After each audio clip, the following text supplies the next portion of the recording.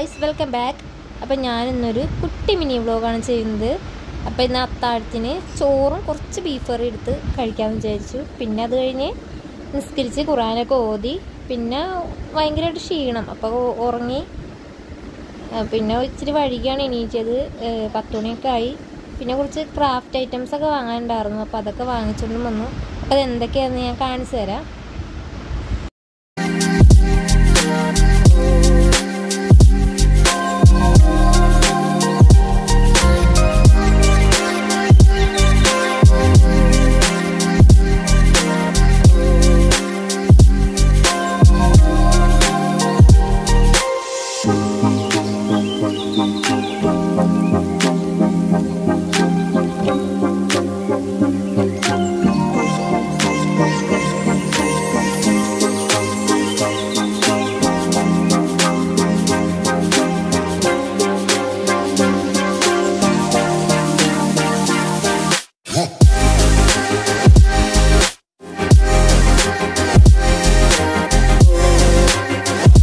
ഇത്ര ഐറ്റംസാണ് ഞാൻ വാങ്ങിച്ചത്.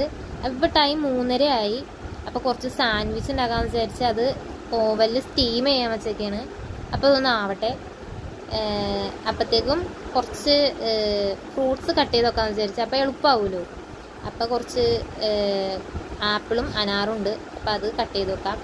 പിന്നെ കുറച്ച് മുന്തിരി ജ്യൂസ് അടിക്കാനുണ്ട്, അതും ചെയ്ത് വെക്കാം. സബ്സ്ക്രൈബ് ചെയ്യാത്തവരാണെങ്കിൽ ഒന്ന് സബ്സ്ക്രൈബ് ചെയ്യണേ. അപ്പോഴേക്കും സാൻഡ്വിച്ച് ശരിയായിട്ടുണ്ട്. അപ്പോൾ ഞാൻ ഇന്നൊരു അവിൽ മിൽക്ക് റെസിപ്പി പറഞ്ഞുതരാം കേട്ടോ. അപ്പോൾ അതിന് ആവശ്യമായിട്ടുള്ള സാധനങ്ങൾ എന്താണെന്ന് വെച്ചാൽ, കസ്കസ് വേണം, കപ്പലണ്ടി, പിന്നെ പഴവും പാലും മിക്സിയിലിട്ട് അടിച്ചത്, പിന്നെ അവൽ, പിന്നെ കുറച്ച് ഐസ്ക്രീം. അത്ര ഐറ്റംസാണ് വേണ്ടത്. പിന്നെ കപ്പലണ്ടിയുടെ തൊണ്ടൊക്കെ ഒന്ന് കളഞ്ഞു വെക്കണം. അപ്പോൾ ഗ്ലാസ്സിലേക്ക് ആദ്യം കുറച്ച് അവലിടണം. അതിൻ്റെ മുകളിലോട്ട് കുറച്ച് കപ്പലണ്ടി, പിന്നെ അതിൻ്റെ മുകളിലോട്ട് കുറച്ച് കസ്കസ്, പിന്നെ ആ പാലും പഴവും അടിച്ച മിക്സിയില്ലേ അതും കൂടി ഒഴിക്കണം. എന്നിട്ട് അതിൻ്റെ മുകളിലോട്ട് കുറച്ച് അവലും കൂടി ഇടണം. പിന്നെ കുറച്ച് ഐസ്ക്രീം. ഇവിടെ എല്ലാവർക്കും ഐസ്ക്രീം ഭയങ്കര ഇഷ്ടമാണ് അവൽ മിൽക്കിൻ്റെ കൂടെ തിന്നാനേ. അപ്പം അതും ഇടണം. അതും കൂടി ഇട്ട ശേഷം നമുക്ക് കഴിക്കാം. പിന്നെ അതൊക്കെ ഒന്ന് സെർവ് ചെയ്ത് വെച്ച്, പിന്നെ നോമ്പിൻ്റെ ഐറ്റംസൊക്കെ ഒന്ന് റെഡിയാക്കി വെച്ച്,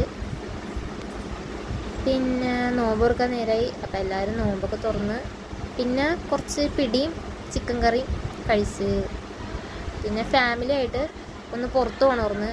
നൈറ്റ് ഒന്ന് പുറത്ത് പോയി. അപ്പോൾ എല്ലാവരും എൻ്റെ ചാനൽ സബ്സ്ക്രൈബ് ചെയ്യണേ. Thank you.